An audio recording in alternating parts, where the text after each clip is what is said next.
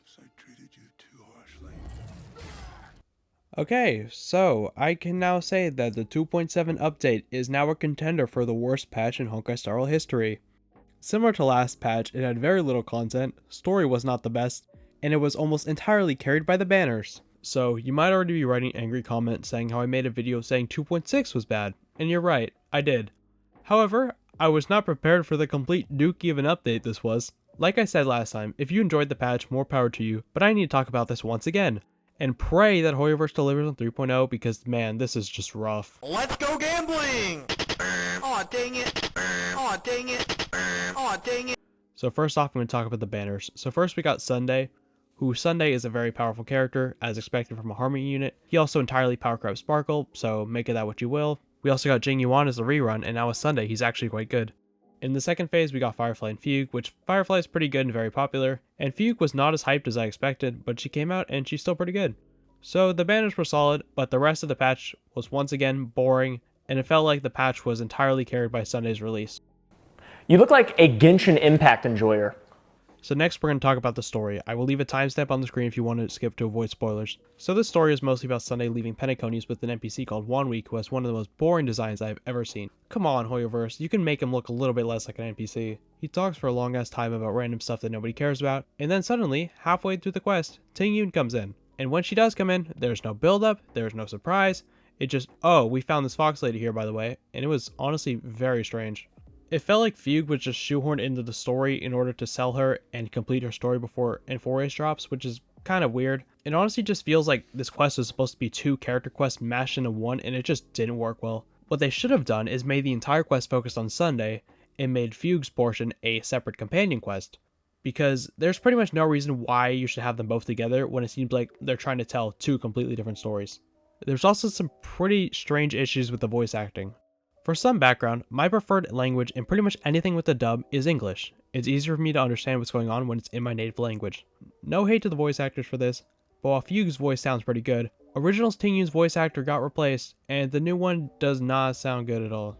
Old Ting Yun used to sound all cheery and playful, but there are some lines now where the new one just sounds like an AI. My name is Ting Yun, the ambassador for the Lawfu Skyfaring Commission Merchant Guild. Please look after me from now on, benefactor. It really does not sound that great at all. There are also lines by Ron May where she sounds like she's talking in 0.5 speed, but maybe that's just me nitpicking. But the worst part is, there are voice lines that are just straight up missing from the game. I know there's a whole voice actor strike going on right now. I understand that. However, there are parts of it where the lack of the dub really impacts the story. For example, there's a part towards the end where Sunday is talking to Robin, and Robin's voice is just completely missing. It's supposed to be a very important scene where Sunday says goodbye to Robin, but is almost completely ruined because it just sounds like Sunday is talking to himself. Now I know when I say that, there's going to be at least one JP elitist in the comment section that goes, "Oh bro, just play on Japanese bro," as if that's going to solve the issue. I should not have to switch languages to get a better experience in the game. Again, I get the whole thing with the voice actor strikes, but the studios or whoever's in charge really needs to get their shit together. I seriously hope they go back and redub the stuff they missed so more people don't have to sit through those parts unvoiced. And towards the very end of the quest, we get a boss fight that is just the same one that we got back in 2.2, and it honestly just felt very lazy. We also did learn that Sunday would be joining the Astral Express, which I am very curious to see how that goes in the future. I will give this quest credit as it's not nearly as long as the Rappa quest, only being about 3 hours long, but it was still a little bit underwhelming. Overall, I'll give it a 6.5 out of 10. It was definitely a step up from last patch, but it felt super rushed. What? I love garbage. Next up, it's time to talk about the flagship event, which was the Room Decor event. Now, I still don't think this event was as bad as the March event back in 2.4, but it was still very, very underwhelming.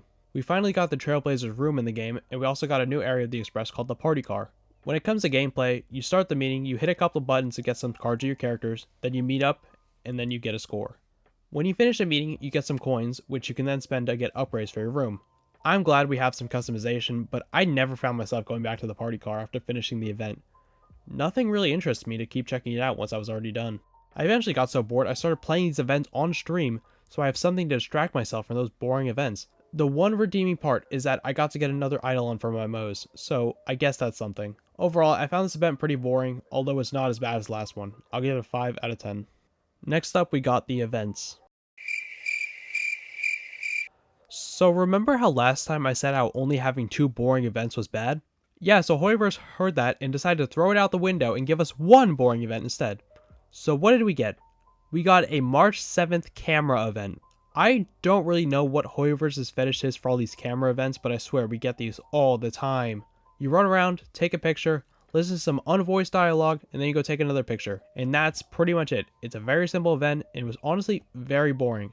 That was pretty much the only piece of content outside of the main event we got for the entire patch. Actually, turns out I lied. There wasn't just one event. There's 3, actually. I forgot about the double relics and planner events. The audacity to call an on and off switch an event is still crazy to me. I mentioned this in my last video, but they should just make this a thing on the weekends or something. That way they can also increase player retention as well. Let's see, what else? Well, we got the new Pure Fiction update, which is actually a very good change. Before, Pure Fiction wasn't AoE half the time, but now it's always AoE, making AoE characters feel much more impactful. But I'm not sure if I'm the only one who felt this, but it felt significantly easier. My Jingli was even able to clear it, who's not a character who's very good in Pure Fiction at all. And something I was going to make a video on but I ended up scrapping was we had a lot of bugged characters this patch. Characters like Adventuring Shield wasn't working properly, Luocha's Flower just wasn't working, Firefly's Eidolons were consuming skill points. It was very weird. And with those many characters broken, I really hope they fix them going to 3.0, because that would not be good to have in the game at all. Overall, this is one of the most boring patches that we've ever gotten, and with that said, 3.0 needs to deliver. From the looks of it, it does look quite good, but I have my concerns. If the story just can be another yap fest for 6 hours, if a lot of the characters just can be copy and paste from Honkai Impact, and if the other glaring issues of the game such as blatant power creep and HP inflation aren't addressed, then I don't really want it. I've seen people try to sort of defend this patch by saying, oh, you know, they want to prepare for our Infores, so it was going to be boring. And you know, they're right.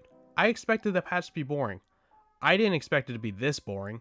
Maybe it's on me for expecting something from Hoyoverse. Also, I think there's something that I need to talk about real quick. I've been getting more and more comments recently telling me to stop complaining, and for those people, I'm just going to say no. I'm not going to do that. I'm not going to be a Hoyoverse bootlicker. I'm not going to defend a multi-billion-dollar company. I'm just not going to do it. If something's good, of course I'm going to say it's good. For example, if 3.0 comes out and it's great, I'm going to say that it's great. But if it's bad, I'm going to say that it's bad. I have zero reason to shill this game. I'm not paid by Hoyo to say good things about it, so I won't if it's bad. If you want someone who will non-stop shill this game and say how great it is all the time, then go watch somebody else, because I'm going to be critical of this game. And from a critical perspective, they really need to do better in 3.0. Anyways, thank you so much for watching. I really want to know your thoughts on this patch. Did you like the patch? Did you hate the patch? Let me know in the comments. Also, a video on the Herda should be out hopefully in a few days, and maybe we'll do some videos on like Remembrance MC or Summons. We're just going to see what comes up. Thank you so much for watching. Make sure to like and subscribe so I can feed my family. Join the Express Train Discord server if you want a cool place to talk about Honkai Star Rail, and we'll see you in the next one. Peace.